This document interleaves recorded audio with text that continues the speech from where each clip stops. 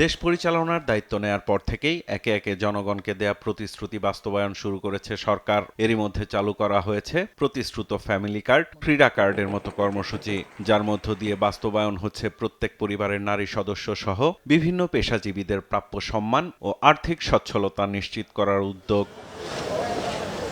এরই ধারাবাহিকতায় সারা দেশের কৃষকদের ৫ ক্যাটাগরিতে তালিকাভুক্ত করে তাদের হাতে কার্ড তুলে দেওয়ার মধ্য দিয়ে পহেলা বৈশাখ শুরু হচ্ছে কৃষক কার্ড বিতরণ কর্মসূচি। প্রাথমিকভাবে দৈব চয়নে নেয়া ১০টি উপজেলায় পাইলট প্রজেক্টের মাধ্যমে শুরু হবে কৃষক কার্ড বিতরণ। কর্মসূচি উদ্বোধনে টাঙ্গাইলের শহীদ মারুফ স্টেডিয়ামে এরই মধ্যে সম্পন্ন হয়েছে সব ধরনের প্রস্তুতি।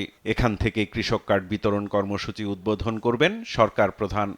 মাওলানা আব্দুল হামিদ খান ভাসানী কৃষকদের জন্য আন্দোলন করেছিল, সেই তার মাটিতে সে কৃষক কার্ড উদ্বোধন করবেন।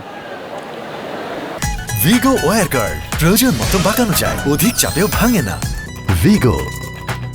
এটি প্রায় ২৭,০০০ কৃষকদের মাঝে প্রাথমিক পর্যায়ে এই প্রি পাইলটিং প্রজেক্ট হিসাবে এই কৃষক কার্ড উদ্বোধন করবেন মাননীয় প্রধানমন্ত্রী।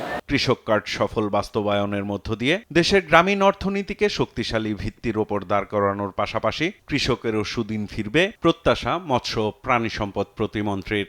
কৃষকদের উন্নয়নের জন্য এবং গ্রামীণ অর্থনীতিতে যাতে কৃষকরা যেই অবদান রাখে, তারা যে কষ্ট করেন, তারা যে পরিশ্রম করেন, তারা রক্তে ঘামে তাদের পরিশ্রমে আজকে আমাদের এই কৃষকরাই কিন্তু আমাদের খাদ্যের চাহিদা মিট আপ করে।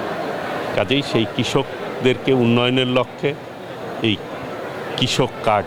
প্রকৃত কৃষকের হাতে সুবিধা তুলে দিতে নির্ভুল ও ডিজিটাল ডাটাবেস তৈরি করা, স্বচ্ছ যাচাই বাছাই, সার, ডিজেল ও অন্যান্য ভর্তুকি বিতরণে কঠোর তদারকি ও জবাবদিহি নিশ্চিত করা গেলে কৃষক কার্ড কর্মসূচি সফল হবে বলে মত বিশেষজ্ঞদের।